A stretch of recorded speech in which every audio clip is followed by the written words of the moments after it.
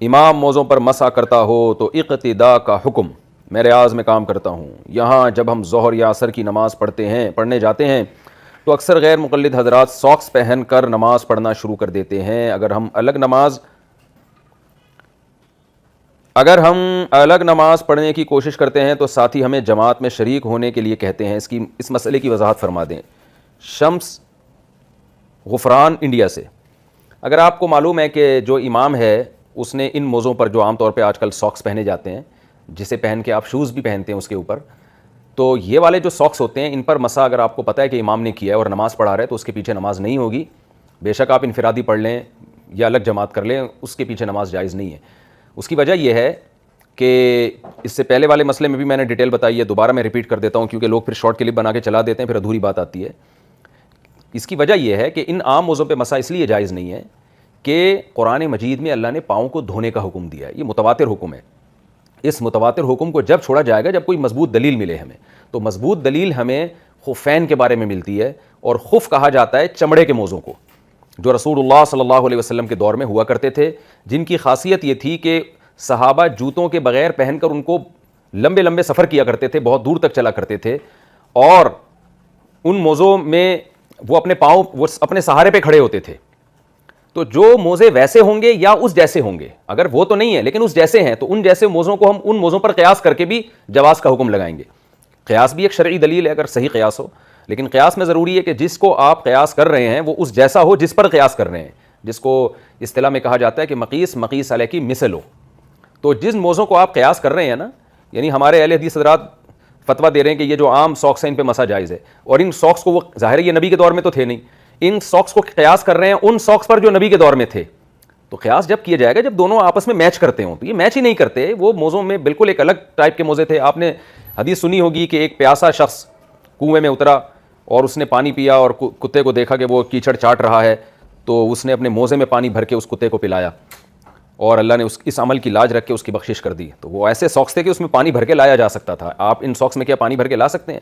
تو ہمارے اہل حدیث حضرات چند مسائل میں پوری امت سے ایک طرف بالکل الگ گئے ہیں. تو جو مجتہدین کی جو مضبوط رائے ہے اس بارے میں وہ وہی ہے جو میں نے بتائی کہ کچھ نہ کچھ شرطوں کا اس میں ہونا ضروری ہے, جن میں سرسری طور پر جو شرطیں بیان کی جاتی ہیں وہ یہ جو وہی والے موضوع پر قیاس کرنے کے لیے جو نبی کے دور میں تھے, کہ نمبر ایک پانی اس میں سرایت نہ کرتا ہو, اس لیے کہ اگر پانی اس میں چلا جاتا ہے تو پھر موزے اتارنے کی ضرورت ہی نہیں ہے. بعض حضرات یہ کہتے ہیں نا, جیسے علامہ البانی رحمہ اللہ نے یہ عام ساکس پہ مسا کے جائز ہونے کی دلیل یہ دی ہے کہ بھئی ان کو اتارنے میں حرج ہے, تو شریعت نے ہمیں موزوں پہ مسا کی جو اجازت دی ہے اس لیے دی ہے کہ تاکہ موزے اتارنے کی نوبت نہ آئے. تو بات یہ ہے کہ ان کو اتارے بغیر بھی دھویا جا سکتا ہے, تو اس میں حرج کہاں سے ہو گیا؟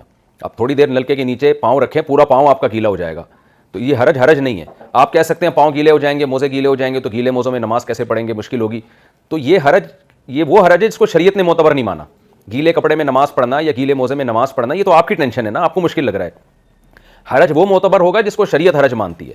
تو یہ جو موزے ہیں یہ اس دور میں تھے ہی نہیں, تو اس پر ہم کیسے, اور اس جیسے بھی نہیں ہیں تو ہم کیسے قیاس کر کے ان کو وہی والا حکم دے سکتے ہیں؟ تو اس لیے جو اس میں بے غبار بات ہے وہ یہی ہے. اور نماز کا مسئلہ اور وضو کا مسئلہ بہت احتیاط کا مسئلہ ہے, کیونکہ قرآن تو پاؤں کے دھونے کا حکم دے رہا ہے. نبی صلی اللہ علیہ وسلم کا معمول پاؤں دھونے کا تھا, موزوں میں آپ نے اجازت دی ہے. تو وہ اچھا جورب کا لفظ بھی حدیث میں آتا ہے, تو جورب اس سے بھی ہمارے اہل حدیث حضرات کہتے ہیں کہ جورب جو ہے یہ موزوں کو کہتے ہیں, یہ خفین کو نہیں کہتے. تو جورب کا لفظ لغت میں خفین پر بھی اطلاق ہوتا ہے اور عام موزوں پر بھی اطلاق ہوتا ہے. تو یہاں جورب سے مراد خفین ہے, کیونکہ باقی حدیثوں میں سب میں خفین کا لفظ آیا ہے. اور وہ جورب جو جس میں یہ صفات ہوں, یہ خاصیتیں ہوں, کیونکہ صحابہ اسی جورب کو پہن کے لمبے سفر کرتے تھے اور اسی کو جوتوں کے قائم مقام استعمال کیا جاتا تھا. تو اس لیے اس میں یہ شرطوں کا پایا جانا ضروری ہے کہ اس میں پانی سرایت نہ کرتا ہو, کیونکہ اگر پانی سرایت کرتا ہے پھر تو موزے اتارنے کی ضرورت ہی نہیں ہے, پھر تو آپ موزوں سمیت پاؤں کو دھو لیں. دوسری شرط فقہا نے بیان کی ہے, وہ یہ بیان کی ہے کہ وہ اپنے سہارے پہ کھڑے رہ سکتے ہوں, کیونکہ وہ جوتوں کے قائم مقام ہوتے تھے جو صحابہ کے دور میں. اور تیسری شرط جو بیان کی گئی ہے کہ اتنے باریک نہ ہوں کہ اس میں سے پاؤں جھلکتا ہو, اور چوتھی شرط یہ کہ اسے پہن کے دور تک چلا جا سکتا ہو. تو یہ شرطیں جب تک نہیں پائی جائیں گی تو ہماری رائے میں مسا جائز نہیں. اور یہ جو عام ساکس پہ مسا ہے یہ تو بہت ہی کمزور دلیل ہے. تو بعض لوگ یہ اعتراض کرتے ہیں کہ پھر ہم الگ جماعت کریں گے تو فرقواریت پھیلے گی اس سے اور مسلمانوں کی اجتماعیت ٹوٹے گی.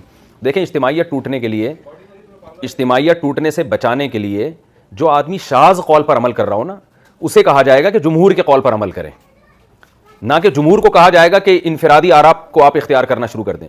تو عرب ملکوں میں جو امام ان عام ساکس پہ مسا کر کے نماز پڑھا رہا ہے اس کو کہا جائے گا کہ بھائی تم ٹھیک ہے, اگر تمہاری رائے یہ ہے بھی تو فرض تو نہیں ہے نا یہ, اور یہ کون سا تم کوئی قحط زدہ علاقے میں ہو جہاں پاؤں دھونا مشکل ہو رہا ہے تمہارے لیے, یہ اتنی شدید سردی پڑ رہی ہے کہ تم مر جاؤ گے, ہر جگہ گرم پانی دستیاب ہے, تو آپ کیوں لوگوں کی نمازوں کو شک میں ڈال رہے ہیں, آپ کیوں ایک اختلاف پھیلا رہے ہیں؟ تو آپ جمہور کی رائے پر عمل کر لیں.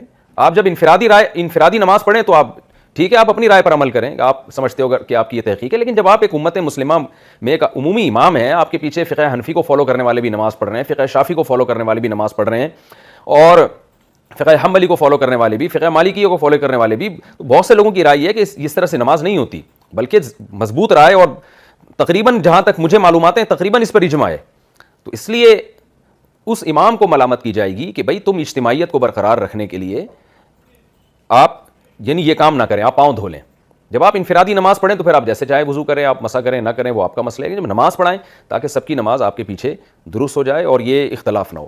تو اس لیے ہمارا موقف تو اس بارے میں یہی ہے کہ اگر کوئی شخص امام جس کے بارے میں آپ کو پہلے سے پتہ ہو کہ وہ عام موضوع پہ مسح کر کے نماز پڑھاتا ہے تو پھر آپ اس کی اقتداء میں نماز نہیں پڑھ سکتے, آپ کو چاہیے کہ پھر آپ الگ نماز پڑھیں. البتہ لڑیں نہیں, مسجدوں میں امام کی توہین نہ کریں, اس سے بحث نہ کریں.